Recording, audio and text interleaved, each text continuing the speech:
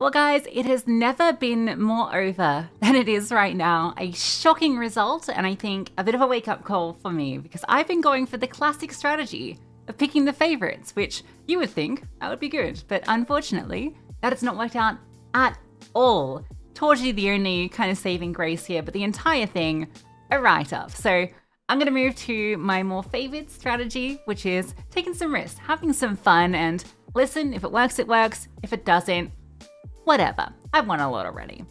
So starting with our Blast London playoffs. This one's interesting because the bracket has formed an interesting way. We have Vitality, semis, expect them in the grand finals. We expect Mouse to meet them in the semis. Mouse could beat them. Vitality look very beatable at the moment. So I definitely think that's possible. And I think that maybe even just grabbing one player from each team isn't bad. I'm not sure doubling up on Vitality is the best move at the moment, considering how upsettable they've looked and their pricing. So I think Mal's maybe a bit better just because I expect them to do quite well against M80. This is where it's very curious, right? Because we have FaZe and G2, a FaZe I think surprised everyone with their performance during the online stage, and we know how good they are in playoffs, even if Jacob is a little untested in that environment. So I'm excited to see what they look like. I think a lot of people are going to be backing FaZe on this bracket run. But I think G2, they looked really good. I wanted to draft them during the group stage. I wish I did. But I was worried because Spirit was in that group, because Miles was in that group, and then G2 13-1 Spirit on that decider map to get here. So yeah, it's been very unpredictable. It's resulted in some crazy stuff. And I think G2 could also be a team that definitely has the potential of making it to the grand final. And then of course Asperia, who looked brilliant during the online stage. This team, somehow, some way, this mix of players just works. And I think any of these three teams could definitely get to that grand final, and I wouldn't blame you for backing any of them. And that's what I love to see in a playoff. I love a playoff where there are literally every single team except for one, I guess, could arguably get to that grand final and lift the trophy. Like, it feels that tight, which means we can do anything with fantasy. So let's take a look and let's pick some underdogs. So straight up, I think the Vitality's pricing is a little too high considering their second stage starters. But I don't hate Flames' pricing, and I don't mind Rops' pricing, but personally I would not double up on Vitality just because of how deep they are in this, and I think I prefer to go into Mouse or split between them. But obviously if Vitality win the whole thing, going Flames Rops will probably work out really well for you. It's just that I don't know if the value is there to justify it given how upsettable they look at the moment. I think Mouse, pretty good value, except for maybe Jimmy for 211. I think he's a bit too expensive. But I think Xerxes has a good chance to farm against M80.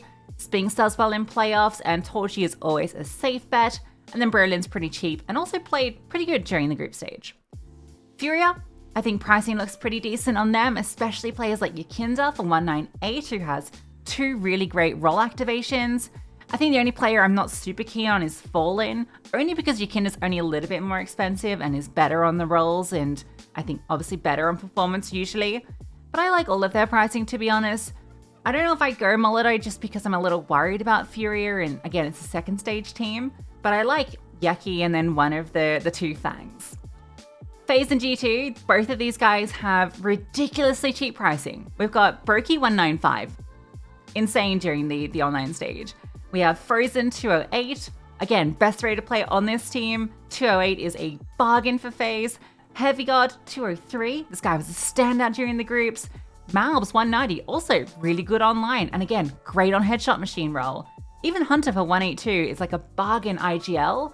And you know you're going to get a lot better output than Carrigan. But I think with all of the pricing here, it's really good to go double up on one of these teams. Who you do is up to you. Personally, I'm going to go G2, only because FaZe has so many fanboys that they're going to be the ones that are overdrafted, and I need the underdog draft here, so for me it's got to be G2. And then M80, I think they only really exist here if you're wanting to grab like Zywoo or something crazy, because their chances against Mouse, very minimal, and then their chances against Vitality, even less. So I will be going double up on G2. I'm going to grab Malbs and some Pious. I don't want to overdo it on G2, and they're the ones that best fit the rest of my players that I'm drafting. Hoz's rolls are pretty good, and I think that Sumpires is starting to step up a little bit after some very rough early games. I'm then going to grab Yukinda because I want a second player from that side of the bracket because I don't have 100% faith in G2, and he's very cheap with good rolls, so I think if Furia win that, he'll do pretty well for me. And then I'm not really sold on either of these teams necessarily. I think either of them could get to the grand final, so I'm going to get a player from both. I'm going to grab FlameZ, I'm going to grab Torji. I think Flames did really good during the online stage, and Torji has always been a very solid draft. So that's my team for the playoffs. No IGLs, I don't think you need to pick one here, just with the pricing on so many of these players, but I don't blame you if you grab a Hunter.